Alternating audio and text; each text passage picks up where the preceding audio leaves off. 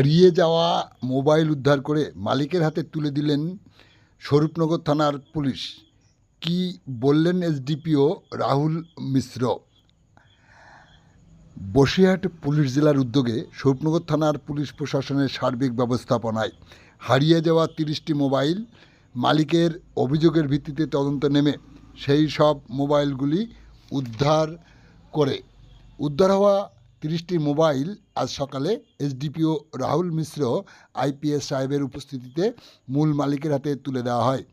এই সময় উপস্থিত ছিলেন স্বরূপনগর থানার ভারপ্রাপ্ত আধিকারিক অরিন্দ্রম হালদার, এসআই সন্দীপ হালদার, এসআই বরুণ কুমার রায় প্রমুখ। মোবাইলগুলি মালিকের হাতে তুলে দিয়ে কি বললেন এসডিপিও রাহুল মিশ্র আইপিএস, শোনাবো আপনাদের।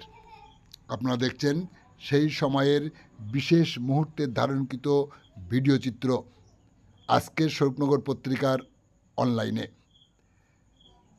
দেখতে থাকুন, আমাদের পাশে থাকুন। ভালো লাগলে এই ধরনের ভিডিও পেতে চ্যানেলটি সাবস্ক্রাইব করে সাথে থাকুন।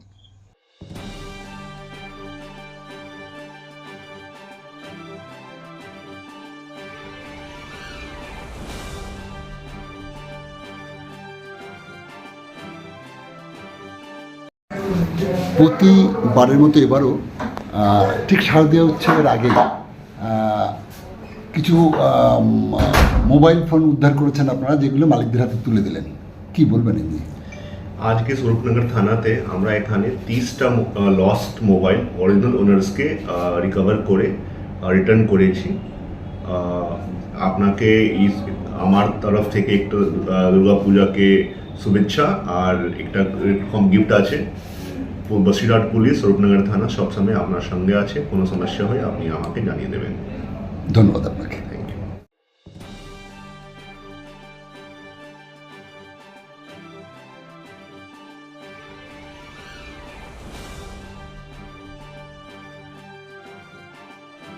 আপনার মোবাইল হারিয়ে গেছিল, হ্যাঁ, ফিরে পেয়েছেন? হ্যাঁ, ফিরে পেয়েছি। কি বলবেন এই নিয়ে?